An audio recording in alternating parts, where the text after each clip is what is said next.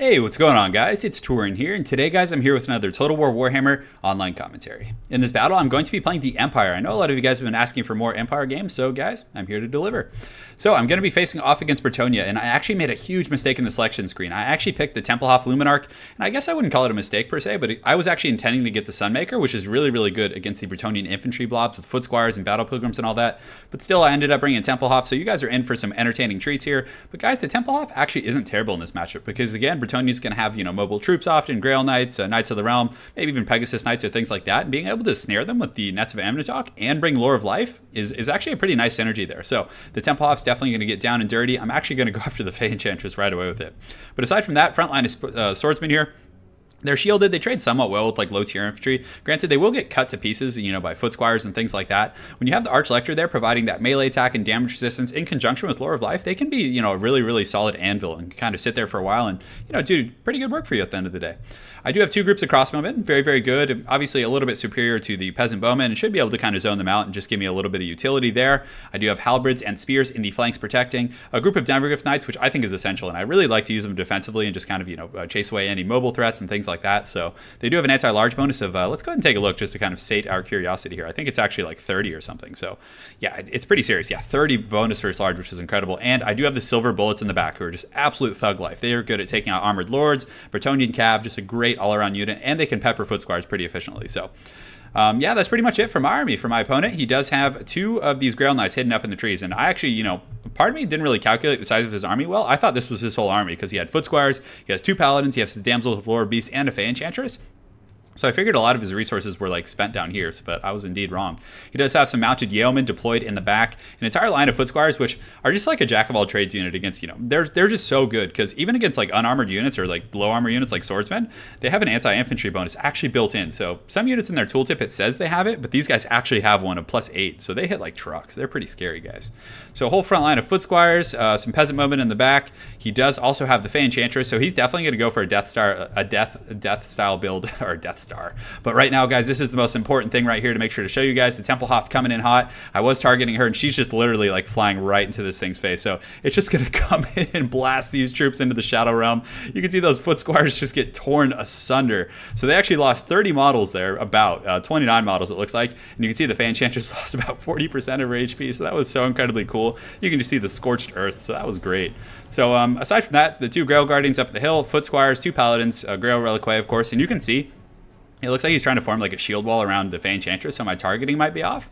But yeah, it's a pretty scary like Death Style Star army. Like my infantry corps is definitely far superior to his. I mean, it's very, very strong with two paladins on foot. And you can see the Fey Enchantress gets popped again by that, which was just incredible. So she's actually wavering right now. She's at like 20 leadership, but she's going to be able to heal. I mean, she has pretty good healing capabilities. You can see the regrowth goes off, but if she takes another shot like that, it's going to be pretty tough. But I actually all of a sudden got obstructed. I think I got obstructed, so I actually had to move the TempleHOF, and I was a little disappointed. I really wanted to just three-shot her before the fighting started. So yeah, the battle's about to begin. He's forming a Death Star, which, again, is very strong with Bretonnia. If you have a Grail Reliquae, foot squires, the damsel with the Mist of the Lady, which provides -8 melee attack, as well as a draining Mortis Engine style effect. Honestly, the Bretonnian Death Star is like only rivaled by the Vampire Counts with the Mortis Engine. It's very, very powerful. So right now he's splitting his three peasant bowmen in separate groups, and I really like the way my opponent did this. He has them like far apart from one another. So, again, if I went after one with cav, he could shoot at my cav with the other group, or, he wasn't going to have his whole backline compromised. But, guys, an unexpected perk here. I do get the TempleHOF Luminarch net, and I actually net his army, and I'm just peppering these foot squires with the crossbows, which is really, really, really, really nice. On that same note, I am pushing the silver bullets up the hill, so what I wanted to do is position them right here on this little slope and just shoot down the hill, because that was just a really optimal situation. Granted, he does use an Earthblood here. The Fey Enchantress is almost full life at this point, so I was definitely a little sad about that. You can see another TempleHOF shot going in there, just ravaging those foot squires, definitely having, probably almost paid for itself. So my Denvergriff Knights do come in here pretty hot, but I actually didn't see these yeomen. I didn't notice them the entire game until they came in here. So I get a little charge here, definitely going to kill these peasant bowmen pretty quick, but a huge blunder on my part. So the TempleHOF actually gets surrounded by these foot squires here, or, excuse me, the mounted yeomen. But I did have some spears and auxiliary, and I do use a regrowth from the Lore of Life to kind of top it off a little bit and keep it fighting, because this is a huge investment. I can't afford to lose this. Thankfully, I'm able to push off the mounted yeomen. And, you know, the Spear's doing a pretty good job on guard duty, but they are getting peppered by those peasant bowmen over here. So in the main fight, I do get some of my swordsmen up and around, and you can also see that these silver bolts are just shooting into these foot squires, and these two swordsmen are going to be able to chase these peasant bowmen pretty effectively. So if we look here, yeah, this is literally like the most ideal situation you can possibly have, is having like silver bullets or any sort of gunpowder unit on like a high ground, shooting down at armored units, and you can see these guys are just getting capped in the back, and when they start firing, there's full volley. It's just going to be absolutely devastating. So that guy actually gets decapitated by a bullet. Those must be some pretty big slugs over there. So they're shooting in there, doing pretty good, and this is a good situation for me. But regardless, guys, his army in here is still far superior. I have swordsmen against foot squires. He has a Grail Reliquary. He has the damsel, or excuse me, the Fey Enchantress, providing that -8 melee attack to all my troops. So my troop quality here is very low. He also has 2 paladins fighting. So granted, you know, the Arch-Elector is doing a pretty good job keeping him fighting. I'm eventually going to get pushed back here. So over on the far side, we have a little bit of engagement. So the Demogryph Knights tried to engage here on these Grail Knights, but they were just kind of overwhelmed. I mean, 2 groups of Grail Knights is just too much. So I do pull some spears over here to help out, and spears will do okay. Though they have a little bit of trouble getting through the armor, their anti-large bonus can usually like help them carry it home, you know, but still very tough engagement. Most of my Demogryph Knights are actually dead, so that was a really, really big loss for me, but the Spearman's still putting up a good fight, and I'm getting some kills on these Grail Knights. You can also see my crossbows are doing a pretty good job of zoning out his missiles, and also my swordsmen are just going to kind of chase these guys, and they're about an equivocal cost, so I'm not really losing value there. But in the front, you can see that my swordsmen are shaken. They're definitely taking, you know, a bit of a beating. I do have that what's that ability called? The Grand Hammer of Sigmar. You can see the Fey Enchantress has some really, really cool attack animations. It's awesome. So you can see Arch-Elector in here doing pretty good for himself. He's actually, oh man, he's so cool looking with those double hammers. I actually think he looks way cooler when he's on the ground, but he's kind of doing some 360s right now instead of attacking, which is a little bit disappointing, but hopefully he'll get in there, and he actually dives in there, and man, his attack animation on the ground though is so cool when he does like the uppercut with the hammer. But yeah, he's fighting in here. He does have the Grand Soulfire, which has done some decent damage, and I still do have the Silver Bullets firing squad up here, just kind of poking away at these guys and doing really good. So back here, I had a great situation. So he was trying to flank me and get around to my missiles, but I did get the TempleHOF Luminarch, the Nets of Amnentalk. I locked them down, which was really, really good. So they're getting fired on by the Silver Bullets up here from the hill. They're also getting kind of lanced by these halberds over here, and they're just taking huge casualties. And these are very, very expensive units, so any damage I can do to these guys is going to be really good. So in the back line, I'm starting to stabilize a little bit. I was happy. You can see the swords over here are chasing his missiles down. Unfortunately, the nets have just worn off, but one group is just taking huge damage. And you can see, guys, the Silver Bullets are pretty much an auto-include in most armies, I think. They just have that stock. They hit like trucks. So I'm able to deal with those guys, which was quite nice. These swordsmen getting a little bit overzealous, but it is a-okay, guys. So I secure my back line. I still have pretty healthy missiles. The TempleHOF is still in good shape, but, you know, my front line is losing this fight. The Arch-Elector is doing pretty good in here. You know, the Sigmar Sons are still fighting, but the rest of my infantry corps is pretty much like, you know, just going down pretty hard. I did get a nice little rear charge with some of these swordsmen, but they're not going to have enough AP. But you can actually see I did the what's that ability called? The Locust over here, which actually reduces their recharge rate. So that was kind of a cool little perk there. You can also see the Grand Soulfire going down, doing a little bit of chipping away at these guys, but also the Comet coming down from the Fey Enchantress. So definitely things are getting quite wild in here. The TempleHOF, you know, this is a great position. It can like shoot through and just like lance whole formations. But the Lector, he's starting to get surrounded because the rest of his formation is essentially faltering. So you can see he's wavering. I do use the damage resistance to try and escape, but still I'm taking so much damage, and those foot squires with their heavy AP are able to get through his 130 armor. But you can see my Silver Bullets doing a good job kind of keeping his reinforcements from coming back. So I knew I was pretty desperate here, so I send the spears in to kind of intercept, and yeah, they're going to get cut to pieces, but they should be able to kind of at least fend these guys off and just allow my Lector to escape, because if he had died here, like, this battle would have just been over. So the Lector does break, but it looks like he's going to get away. The spear wall coming up, but my opponent, his army's deceivingly strong here. He doesn't have much infantry left, but he has 2 paladins. He has a damsel and a damsel with the Lore of Beasts, and yeah, he just has a lot of stuff left. But I do have very healthy halberds coming in, which was quite nice, but I did not see this coming. The Grail Knights actually coming back from action, so I do turn my crossbows and start shooting here, which is really, really tough. I mean, they're taking some damage and definitely going down pretty quick here, but you know, eventually they're still coming in pretty hot. But I do get another net, which was nice, and the Silver Bullets just continuing to cover their buddies over here, just fighting tooth and nail to kind of finish these guys off. And you can see they're taking crossbow bolts to the face. They do have bronze shields, but you know, still I'm able to get in there pretty well. But he does actually get some mounted yeomen, and they're coming back. But right now, these Grail Knights are pretty much out of commission. They have 1 model, so they literally just got Last Samurai. They just got gunned down in the open field. Just a very, very wild fight. But the mounted yeomen come in, but they have incredibly low leadership. This was also a very good play by my opponent's part, using the Peasant Bowman, because this thing is squishy, the Luminarch of Hysh. It only has 40 armor. Its HP pool is somewhat tanky, I guess, but still, it's going to go down, you know, relatively quick to Peasant Bowman fire. So I did pull the Arch-Elector back.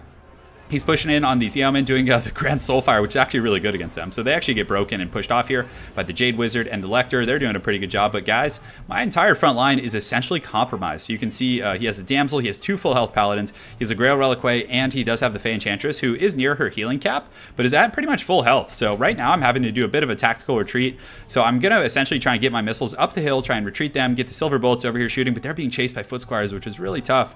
So yeah, his front line was superior. Granted, my missiles, I was able to kind of mitigate the threat of his cav. So if you guys look at the balance of power, it's actually still extremely even. But he does, I don't know how these peasant bowmen got over here, but they got behind me. And they're doing some really good shots here on these swordsmen. Though they are shielded, they're still going to take some damage and get worn down over time. So I used this Lore of Life Wizard to come over here and try and get these Foot Squires off my Silver Bullets. You can see the Lector was trying to get around as well, but my opponent did have the Fey Enchantress and a lot of troops hot in pursuit. So I do send some swordsmen in to kind of fight, but they're just going to get their butts kicked by these 2 Paladins. And Paladins, yeah, they're pretty strong duelists. I mean, they have 390 weapon strength, which is going to be enough to cut through some low armored swordsmen. You can also see the Fey Enchantress gets into here, and she's definitely going to just like do some Dragon Ball Z shit in here. She's got some really cool attacks. The coolest one is when she like actually picks them up, and you can see this guy's taking an arrow in the knee over there. Definitely not a good time, but yeah, it's pretty rough, and my swordsmen immediately just get broken. I tried to pull the Lector in to get them some damage resistance, but it is allowing some of my crossbows to turn and shoot a little bit, but still. It was not nearly enough, and he's continuing to just chase me down. So I do get another net here, which was nice. But unfortunately, I kind of missed these Foot Squires, and I was really hoping they would like run in that radius, but they didn't. My opponent actually uses a Flock of Doom. It was a pretty well-placed one. It hits both of my crossbowmen and definitely going to do some good damage. And he's near his healing cap anyway, so there's not really any point. But you can see the Silver Bullets here are kind of capping some of these Foot Squires. But man, Foot Squires or any Bretonnian units with the Grail Reliquary, they just last forever. I mean, look at the leadership. 112 on that damn thing. It's not going to break. So I do come in here, and I do get a Grand Soulfire, which is really cool. So it bombards some of these guys, does some good damage, a little bit of drive-by soul firing, but he is low, guys. He has like 1500 HP, and he is at his healing cap.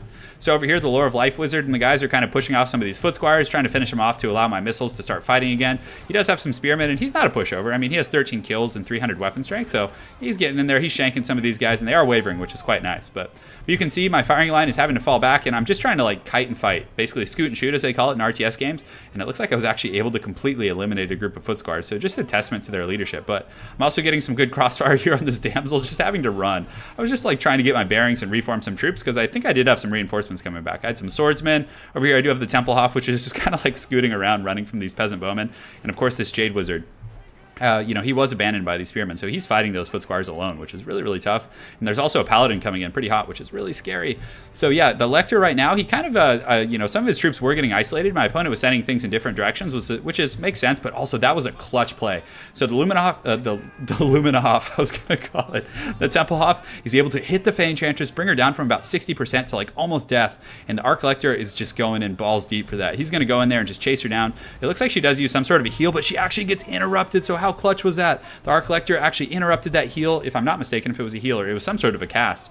And he's able to kind of just push her, and he's definitely going to be able to push her off the battlefield here, or if not, kill her. So she's taking crossfire from the crossbowmen, so that was really good. Unfortunately, my opponent's Paladin did get in here. He is pissed off. He's not happy about that TempleHOF shooting his lady. He's going just absolutely ham in these crossbowmen here. So things are getting wild, guys. This is a very, very, very pitched fight. So you can see the Paladin here just taking a moment to gloat, which actually gave these crossbowmen a moment to kind of get their bearings. Still, I'm able to chase off this Fey Enchantress. Excuse me. And there's a very beat up Damsel coming in here with the Lore of Beast, but still she's going to have a problem. She doesn't hit very hard, and against 130 armor, she's not going to have much success getting through to him. But yeah, you can see he's chasing this Enchantress. But guys, if you look at the balance of power here, it is actually about 40% in my favor and 60 to 70% in my opponent's favor. So a very, very close fight. He still has 2 full health Paladins, but a big turning point is the Fey Enchantress being chased here, and the edge of the map is right here. So if we can get her off the battlefield, that's going to be absolutely clutch. So you can see the Luminarch of the TempleHOF trying to get another shot in there, but it actually does break because, again, it's very low and was taking a lot of peasant bowman fire. And it looks like my Silver Bullets here are also being pushed off by these 20 Foot Squires. So I'm losing a lot of resources here. So it's really tough. All I really had was the Lector over here, some crossbowmen, and I believe I did have another group of crossbowmen over here. So they actually do have some ammunition left, but this was a really clutch situation. So he sent his Grail Reliquary off on its own, and it kind of makes sense. He was trying to like pressure all my missiles off the battlefield, but still, a Paladin would have been better suited for this. So I'm actually able to isolate it with the Jade Wizard and all these guys, and the Grail Reliquary actually hits kind of hard with 45 weapon strength, but I'm able to break that thing. All 100 of its leadership is cracked, and the swordsmen and the guys are able to push it off the battlefield. And the Jade Wizard, so I'm able to reform ranks, which is clutch. And you can see the balance of power getting a little bit more even because the Fey Enchantress did get pushed off the battlefield. Just a very, very close fight. Unfortunately, he's able to catch some of my crossbowmen here. They're wavering, and they're just getting beaten on by these two full health paladins. These guys are just juiced to the gills, and you can see my Jade Wizard dives in there. I immediately am going to need to pull him out because he's incredibly squishy, so I'm going to need to just pull these swordsmen in here who, believe it or not, are confident. And the Lector, you know, the paladins hit hard, but their AP is somewhat low, so I'm hoping the Lector and these guys can kind of just like cycle charge them and just lay the beat down. And normally I feel guilty with cycle charging when it's a flying mount, but when I'm on the ground, I don't feel as bad. And in a battle as close as this, you got to use every tool you got. So I use the Grand Soulfire, I use the resistance, I'm just dropping bombardments. Things are just getting absolutely wild. So if we look over here, he does have some peasant bowmen coming back, but they're pretty low. They're probably going to waver off the battlefield with one leadership. I was able to get that damsel off because my crossbowmen over here were actually shooting at them, but you know, unfortunately it does route off, and that damn Grail Reliquary is coming back. It's just, this thing does not give up. Just look at these guys, they're just trudging around. So yeah, my Jade Wizard took a little bit of a beating. The Arc Lector coming in pretty hot here, and he does see this Grail Reliquary over here, so he's going to come in, get a nice little charge here, and he hits pretty hard. I mean, I guess actually not that hard, only 300 weapon strength, but he should hit hard with those double hammers. So he's getting in there. He should be able to finish this thing off, and you can see he cracks it, and they go down hard. So that's going to be a really big boon because, again, they were going to get the leadership buff from that and the immunity to psychology, which isn't really matter since I don't have like a flying, you know, Griffin Lord.